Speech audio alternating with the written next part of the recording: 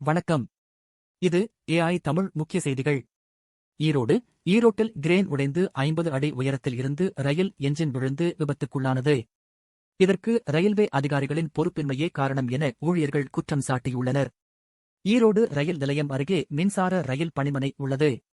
இங்கு ரயில் என்ஜினில் ஏற்படும் பழுதுகளை சீரமைக்கும் பணியில் ஊழியர்கள் ஈடுபட்டு வருகின்றனர். இந்நிலையில் இன்று காலை ஒரு மின்சார ரயில் இன்ஜினில் ஏற்பட்ட பழுதை நீக்கும் பணியில் ஈடுபட்டனர். 80 டன் எடை கொண்ட ரயில் இன்ஜினை கிரேன் மூலம் தூக்கியபோது பாரம் தாங்காமல் கிரேன் உடைந்தது.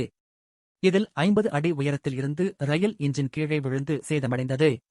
இந்த விபத்தில் தொழிலாளர்கள் லேசான காயத்துடன் உயிர் தப்பினர்.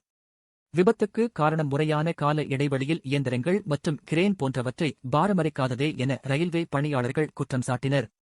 மேலும் தொடர்புடைய அதிகாரிகள் மீது நடவடிக்கை எடுக்க வேண்டும் எனவும் கோரிக்கையும் விடுத்துள்ளனர். உலகச் செய்திகளை உடனுக்குடன் பெற இப்போதே சப்ஸ்கிரைப் செய்யுங்கள். நன்றி.